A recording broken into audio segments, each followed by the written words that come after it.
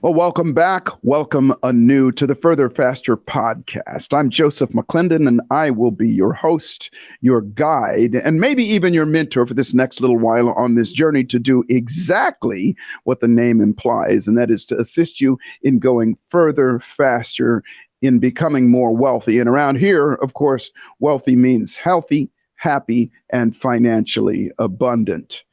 Let me ask you a question. Have you ever heard the saying, you shouldn't care about what other people think about you? Of course you have. We all have. Matter of fact, it's a great sentiment, and it makes a lot of sense that other people's opinions should not affect us as deeply as it does. Matter of fact, I remember my mother used to always say, what other people think of you is none of your business. Well, on its own, that is great advice. But the truth of the matter is, caring about what other people think about us is part of our DNA. It's built into our genetics and our epigenetics. So today we're going to cover the F word, and that is fear of rejection. So grab a pad and paper, and I'll be right back to talk to you about something that's going to keep you alive.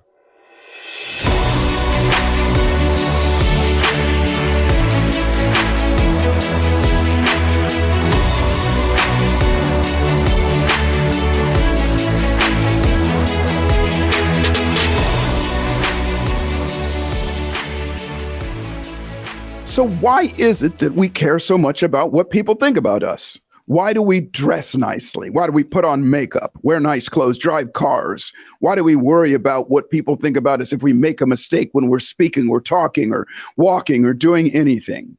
Well, as I said in the pre-frame, it actually comes down to it's built into our genetics. It's built into our DNA and our epigenetics, as you're going to learn here in just a little bit. It is part of our survival mechanism. You might think to yourself, well, I don't care what other people think of me. Well, you might not to a lesser degree, but the truth of the matter is you do, and you're going to understand that in a little while. But the truth of the matter is, if you didn't have it, you wouldn't be here right now. Let me start right here. Every living thing comes into existence with some sort of instinct. Even plants. Plants know what time of year to do what. Plants know what time of year to, from the seedling to sprout. All of those things, that intelligence, that innate intelligence is built inside of it. And every living thing that walks this planet has some sort of instinct.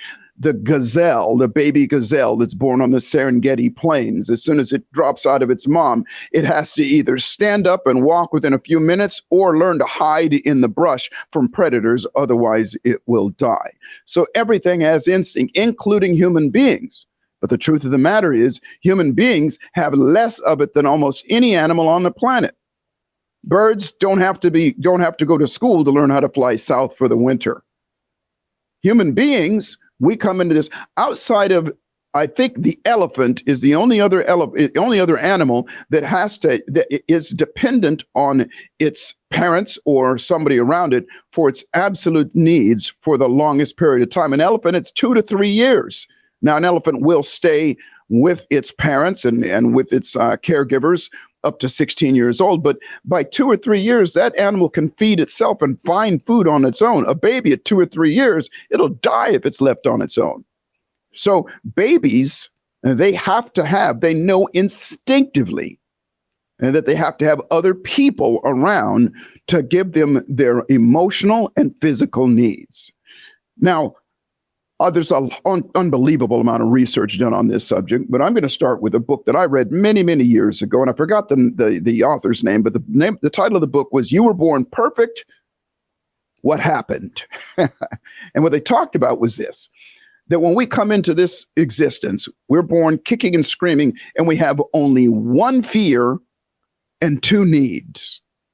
The needs are the need to avoid physical pain. And that one's obvious because physical pain could lead to death, and that's unacceptable.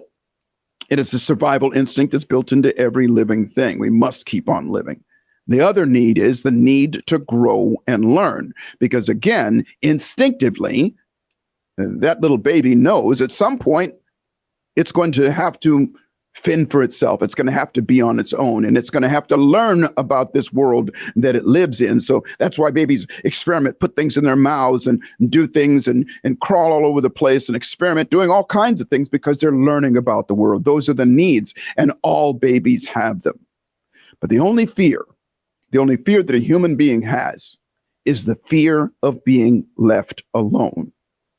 Similar to the same reason about growing and learning, instinctively, that baby knows that if it doesn't have another human being around it, it will die. It cannot take care of itself. As a matter of fact, studies show that obviously, the human baby, when it is born, it is one of the most helpless animals on the planet as it's born.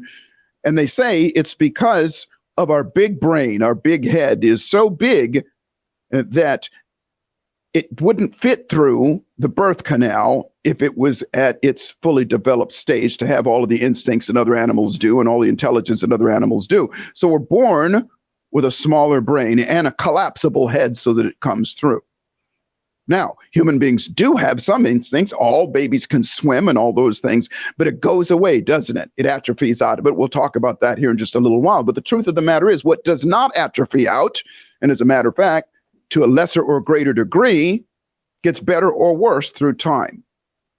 If you have a child, you know the difference between the cries of a child that is uncomfortable, like it's hungry or it needs its diaper changed or something's wrong with it in that way, or if that child is alone, finds out that it's alone, wakes up that it's alone.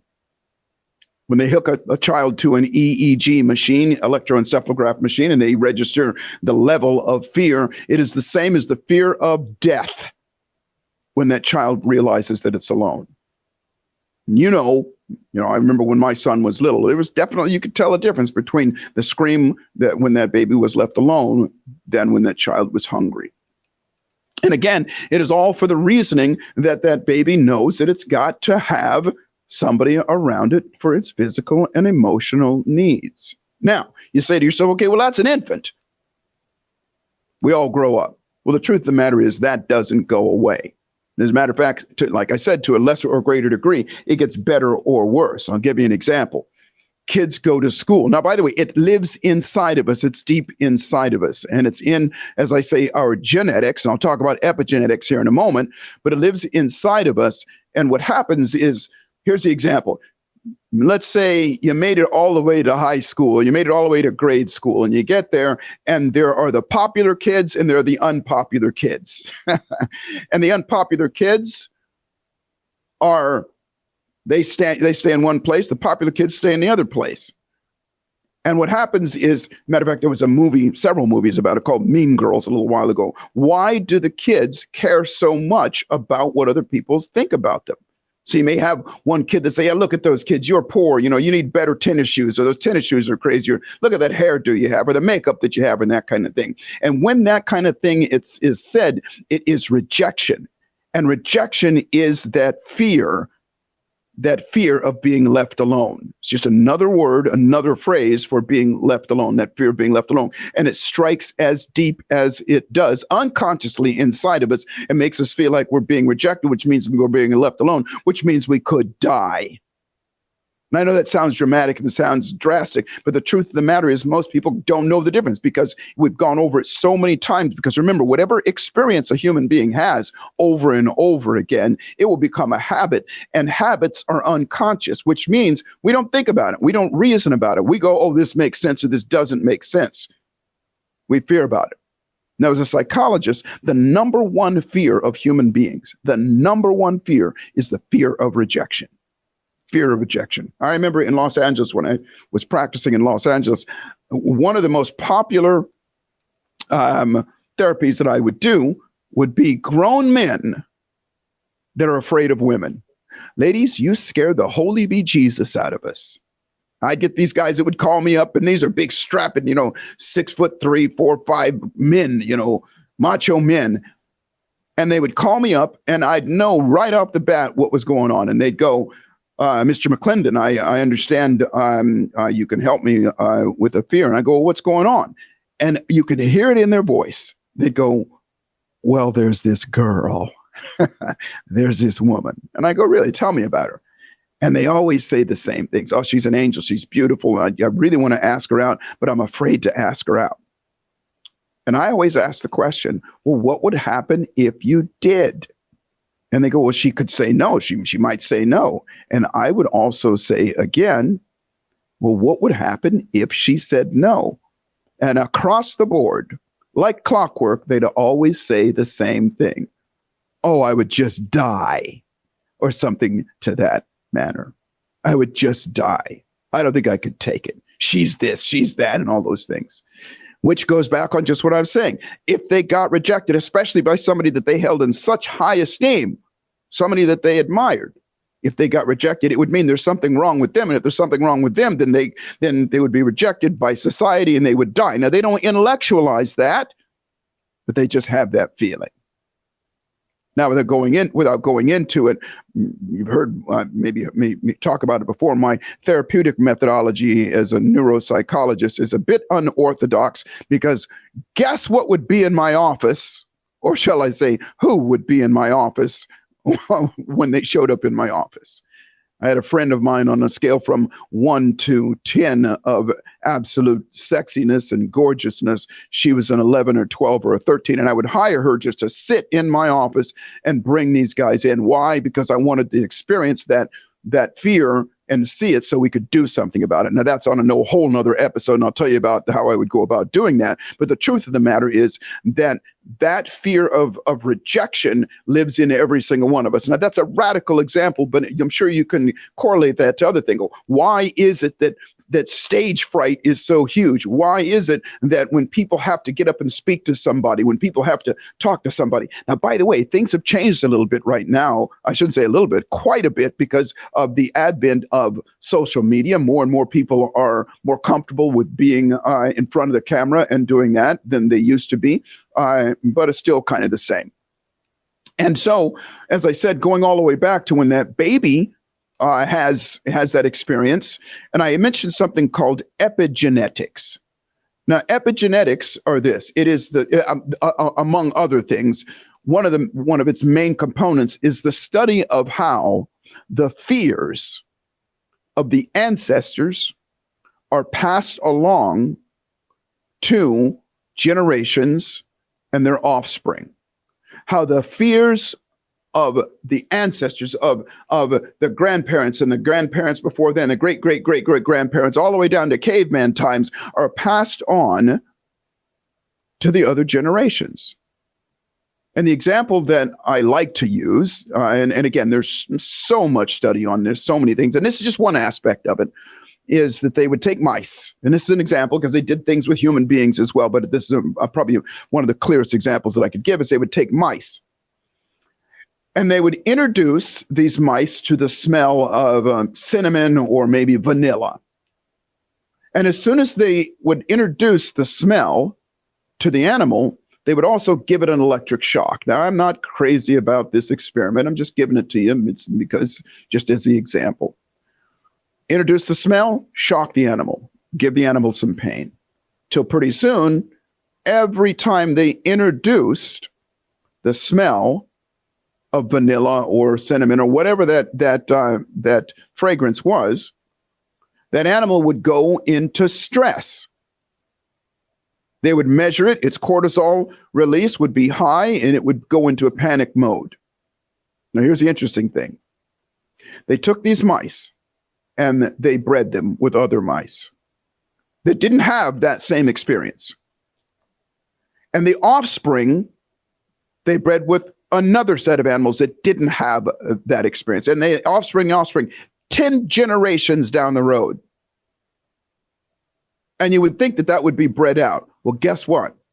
All they had to do was, to these 10 generations away of the offspring of these mice, was introduce the smell of cinnamon and or vanilla or whatever it was, and that animal would go into just as much stress and all the hormones as the 10 generation ancestors ahead of time or before them.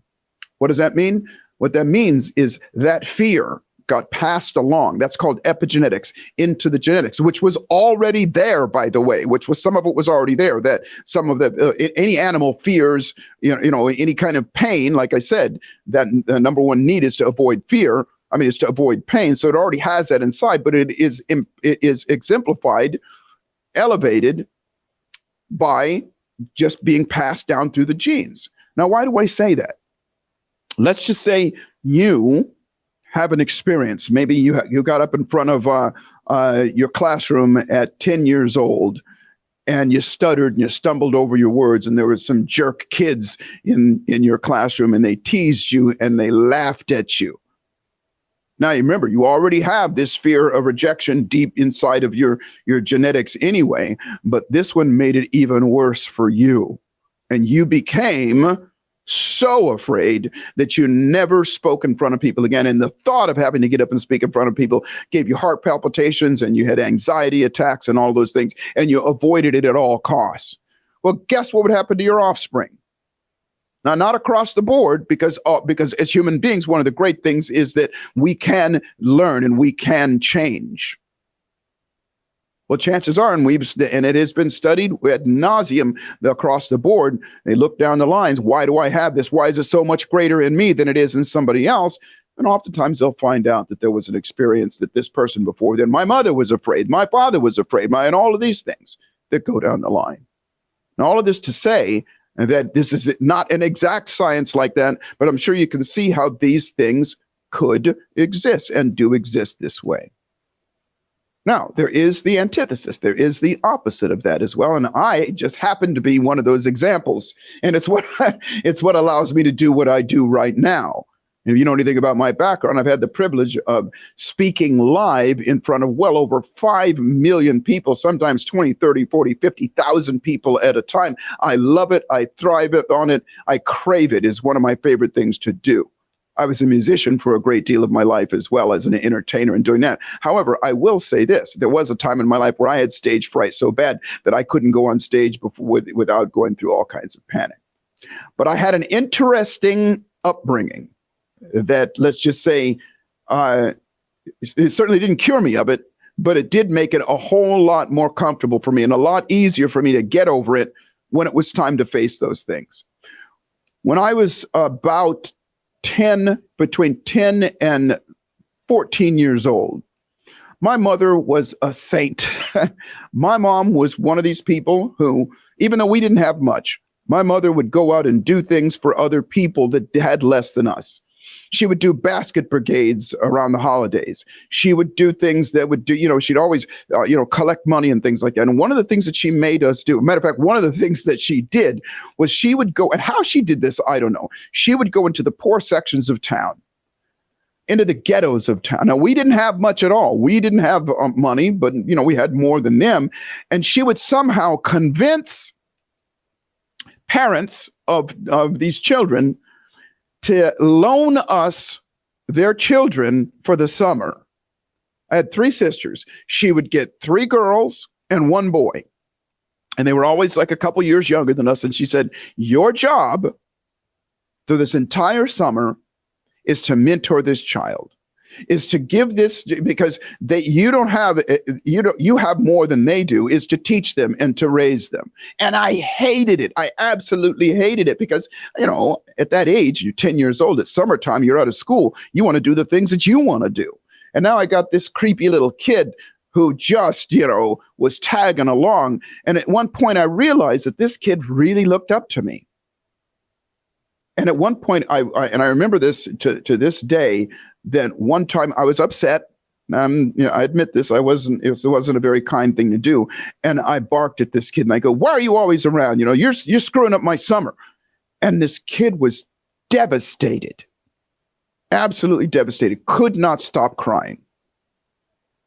And my mother came and she goes, what did you say to him? And I told her, and she said, you have no right to do that. You have no right. You apologize. And I apologized to the kid, but it was something that came from my heart because I realized, now I'm intellectualizing it now, but I realized what I did was I crushed this kid. I really made him feel useless and worthless. Here he is. He doesn't have much anyway. And here he is being rejected by me. And again, I'm intellectualizing it now, but I realize now what I did to this child was absolutely horrible.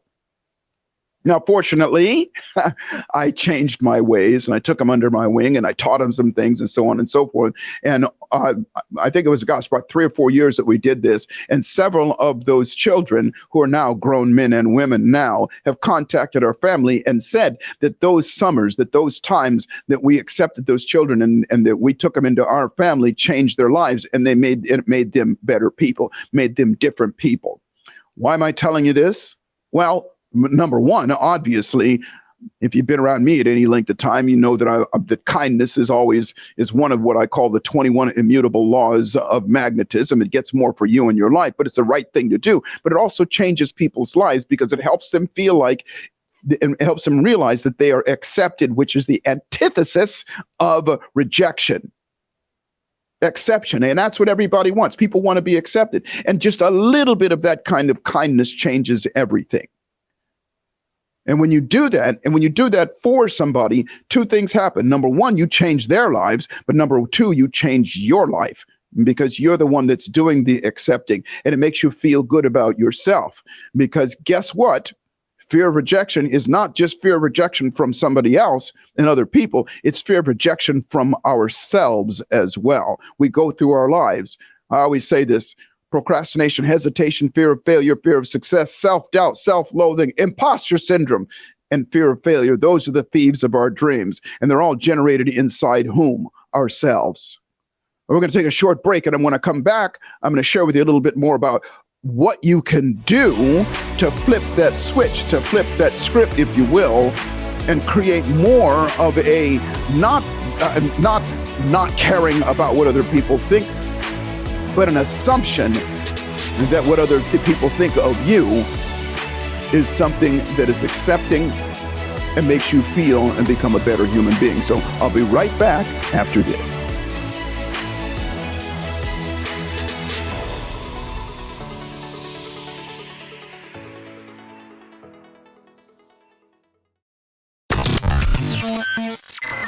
You're enjoying this episode on Angel Phoenix Productions Podcast Network. To explore a complete lineup of quality programs and media production services, head on over to angelphoenix.com or like our Facebook page at facebook.com/Angel Phoenix Productions.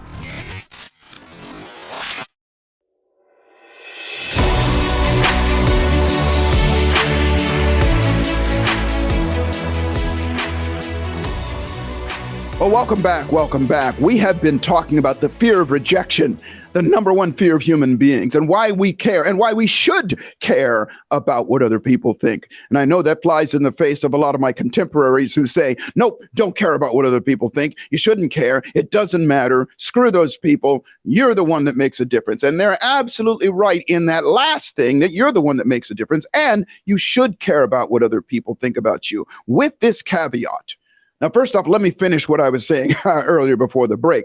Another thing that happened within those incidents that I was telling you that my mom had us do that made us, let's just say, cancel out our epigenetics, if you will, of fear of rejection. It made it a lot easier for us to be, myself and my sisters, to be able to do the things that we do. All of my sisters, as a matter of fact, one of my sisters was an actress and did some things. I don't know if you guys remember back in the olden days, there was a show called The Gong Show. And, my sisters and I would do all kinds of things and that other people wouldn't.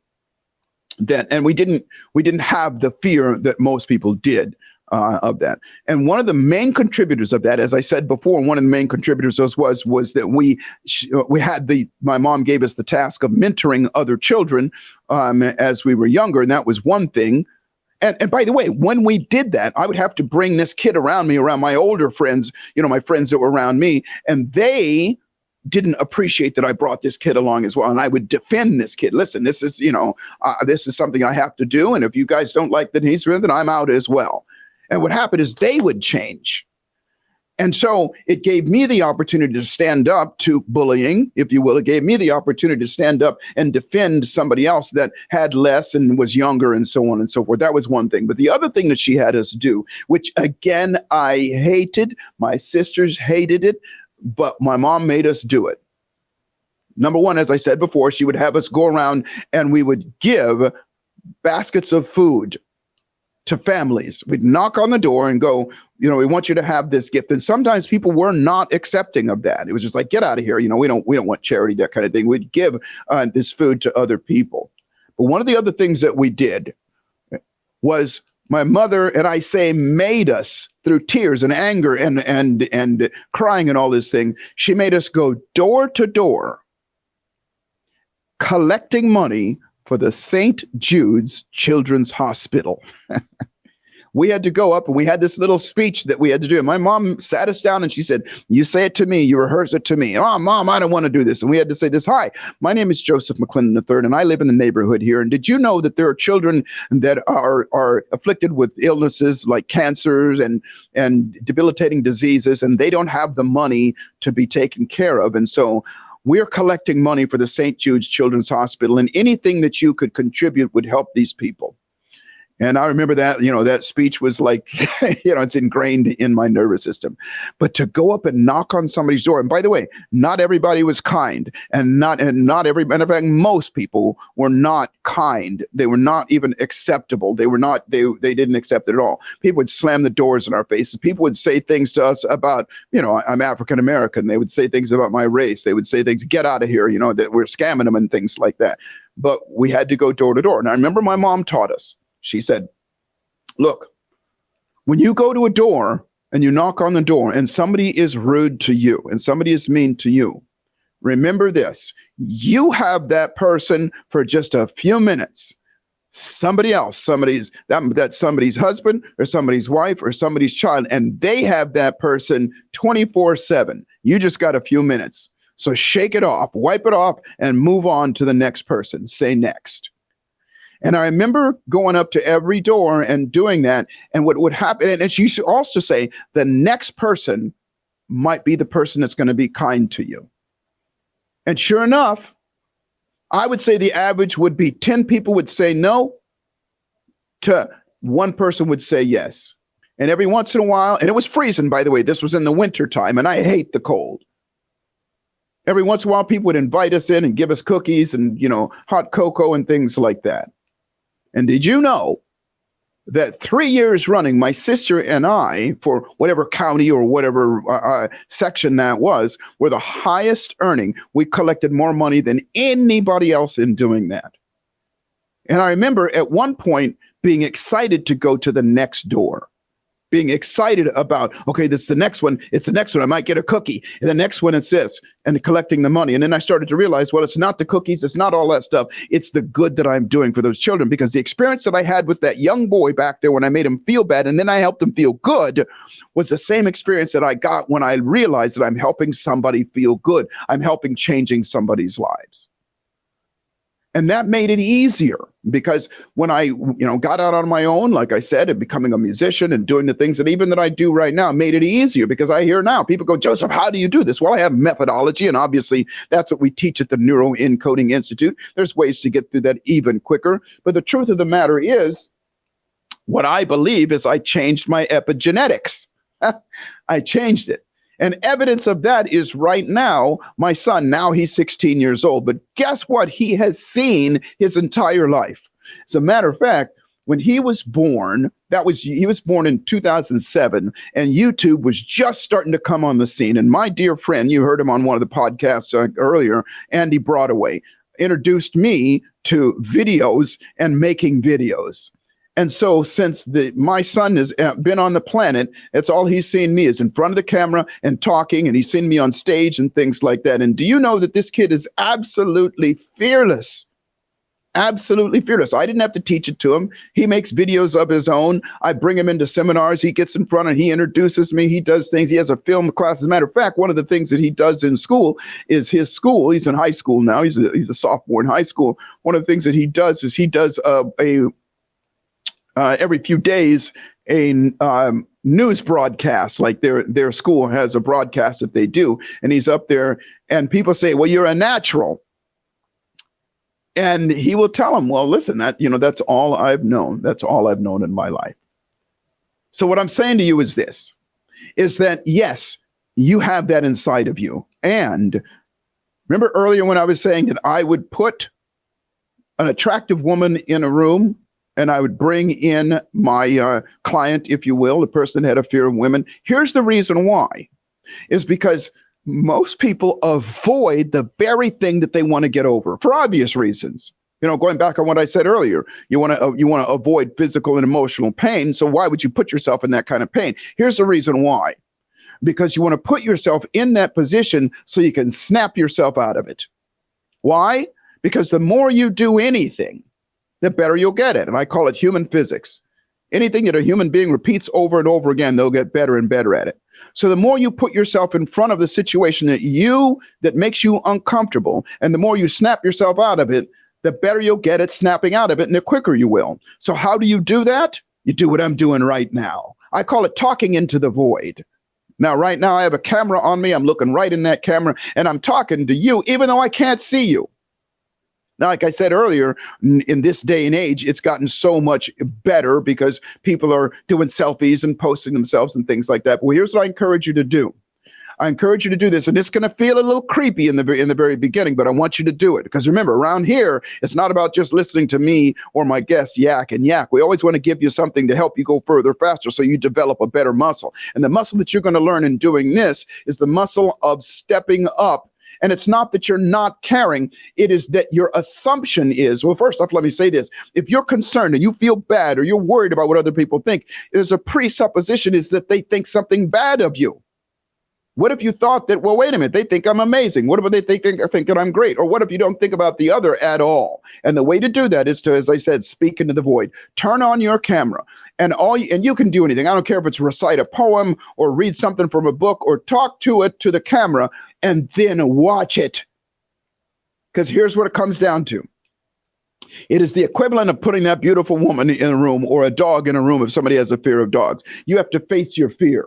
And your biggest fear is your opinion of you. You see, what other people think of you, you're most of the time wrong. How dare you? They're probably not even thinking of you. But here's what happens. When we watch ourselves, when we video ourselves and we watch that, most of the time, here's what we do. Oh, look at my makeup. Look at the way I said this. Or I stumbled over that. And we're criticizing ourselves. I want you to do something different. As you watch yourself, I want you to, do like a 5-minute speech or a 3-minute speech of something, reading a book or whatever.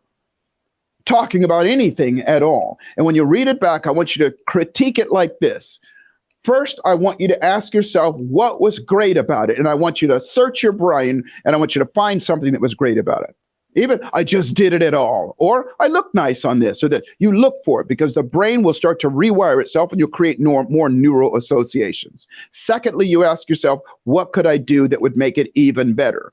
The searching process is the rewiring process.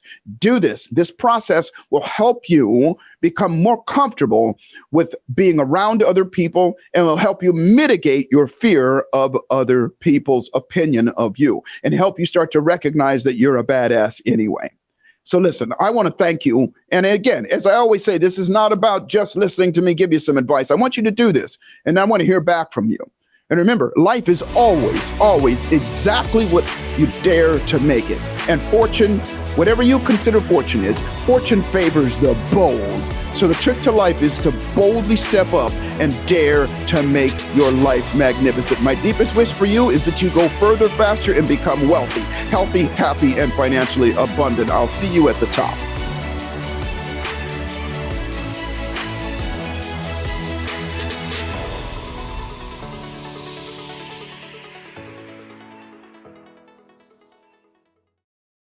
This podcast was a production of Angel Phoenix Productions. Explore more episodes of this show or other great shows on the Angel Phoenix Podcast Network by visiting angelphoenix.com. The views expressed in this show do not necessarily represent those of Angel Phoenix Productions or its advertisers and may contain language that's unsuitable for younger listeners.